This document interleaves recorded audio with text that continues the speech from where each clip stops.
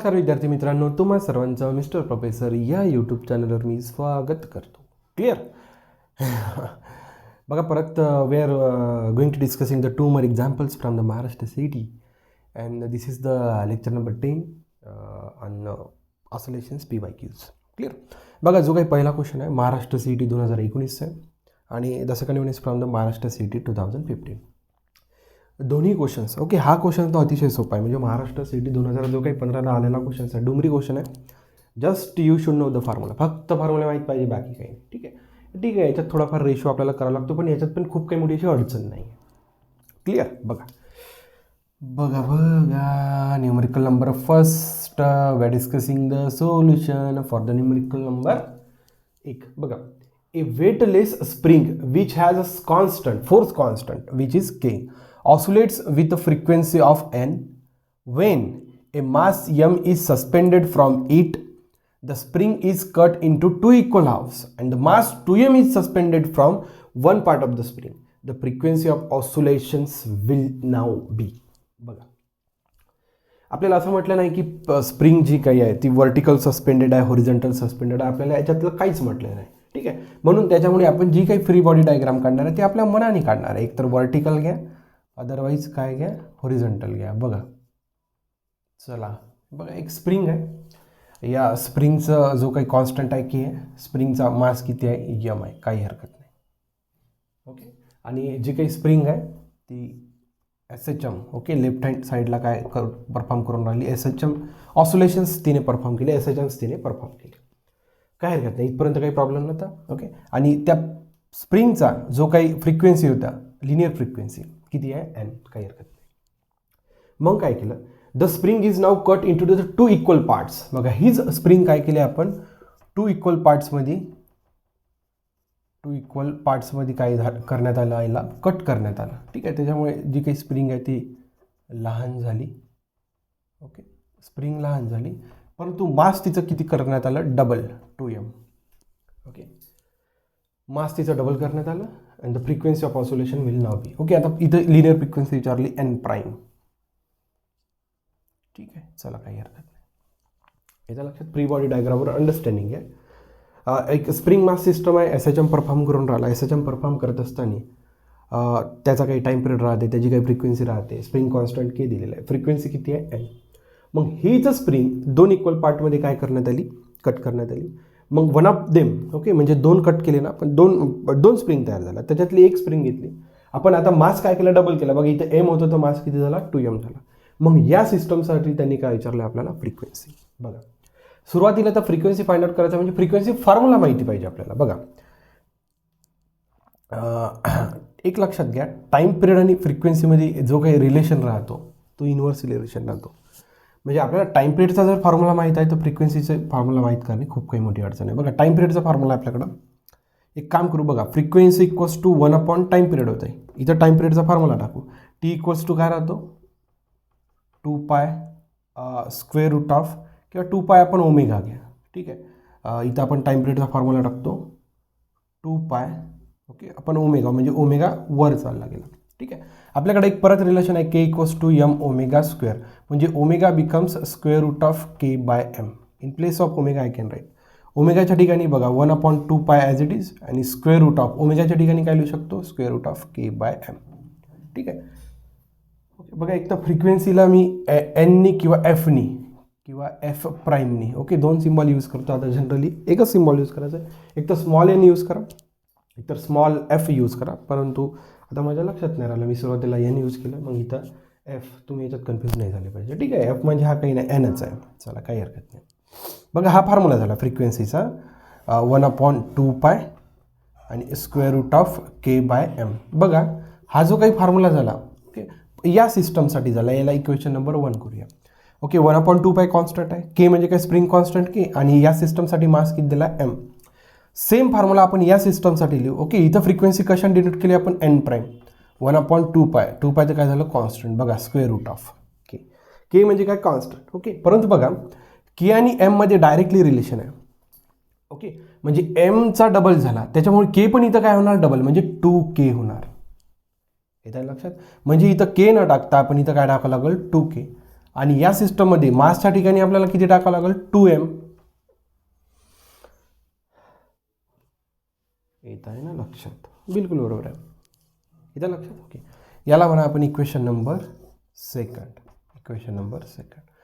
Okay, बघा आता हा 2 गेट काय झाला कॅन्सल. ओके, आता बघा आपल्याला n प्राईम पाहिजे. Okay, therefore equation 2 divided by equation 1. Equation 2च्या लेफ्ट हँड साईडला n प्राईम, इकडे आहे n. ओके, आणि बघा 1/2π square root of k by m, 1/2π square root of k by m, दोन्ही टर्म्स कशा आहेत सेपरेट, त्याच्यामुळे इथं काय होणार 1. Therefore n primes become n, म्हणजे इनिशियली ओके आणि कट केल्यानंतरही दोघांची फ्रिक्वेन्सी कशी राहणार सेम. का बरं फरक पडला? कारण की मास आपण काय केलं डबल केलं, त्याच्यामुळे फ्रिक्वेन्सी चेंज नाही झाली. Okay, n prime equals to n, therefore the option number 3 is the correct one. The question is from the Maharashtra CET 2019. इथे लक्षात, फक्त आपल्याला फ्रिक्वेन्सीचा फॉर्म्युला बघायचा. 1/2π तो कॉन्स्टंट आहे, त्याचं टेन्शन घेऊ. फक्त स्क्वेअर रूटमध्ये काय आहे स्प्रिंग कॉन्स्टंट आणि मास. त्यांनी स्वतःच सांगितलं की मास तर डबल झालेला आहे, मासचा काही प्रश्न नाही राहिला. म्हणजे 2m आपण कुठून आणलं याची काही मोठी गोष्ट नाही, कारण की already they have given. Okay, फक्त फरक पडतो स्प्रिंग कॉन्स्टंटमध्ये. इथं लक्षात, मास जर डबल होतं तर असेल तर स्प्रिंग कॉन्स्टंटमध्ये किती फरक पडला पाहिजे सेम, कारण की कसं रिलेशन आहे k is directly proportional to m. मग मास जर डबलनी राईज होत आहे तर स्प्रिंग कॉन्स्टंट पण डबलनी राईज झाला पाहिजे. ओके, बस तीच गोष्ट त्यांना चेक करायची आहे की तुम्हाला हा रिलेशन माहिती की नाही. Let's it. ओके, मग तर काही मोठी गोष्ट नाही. ओके, बघा फ्री बॉडी डायग्रामवरनं मॅक्सिमम गोष्टी लक्षात येतं.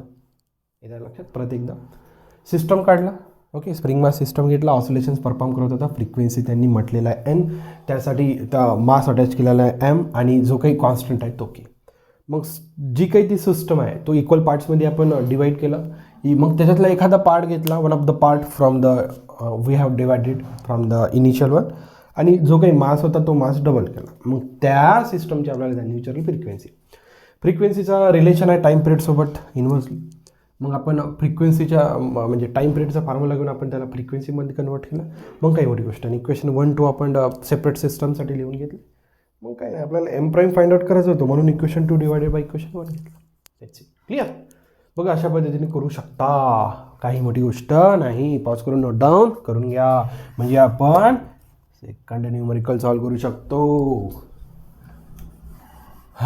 चलो, काही मोठा प्रश्न नव्हता, सोपा क्वेश्चन होता. ओके, याहीपेक्षा सोपा क्वेश्चन 2015ला आलेला आहे, याहीपेक्षा सोपा, एकदम स्ट्रेट फॉरवर्ड. अरे काय मोठी गोष्ट नाही, just you should know the formula.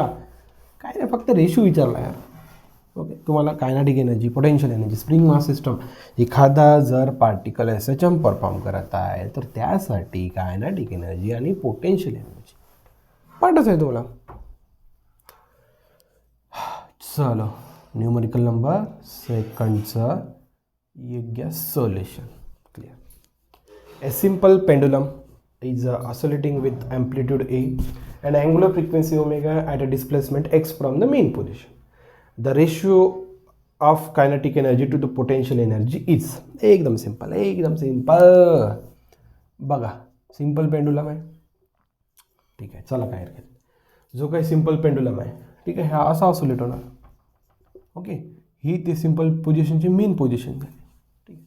बघा, सिंपल पेंडुलम म्हणजे ऑसिलेटिंग विथ एन ॲम्प्लिट्यूड. ठीक आहे, समजा हा पेंडुलम मॅक्सिमम इथपर्यंत आला, मॅक्सिमम समजा इथपर्यंत आहे तसं, तर त्यानं जे काही डिस्टन्स कवर केला x, त्याचा ॲम्प्लिट्यूड किती आहे a, काही हरकत नाही, गिवन आहे.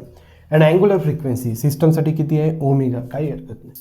At a displacement x from the mean position. ठीक आहे, समजा मीन पोझिशनपासून समजा या डिस्टन्सवर, याला x म्हटलं, या डिस्टन्सवर त्यांनी आपल्याला काय विचारलं, from the mean position the ratio of kinetic energy of a simple pendulum to the potential energy of a simple pendulum.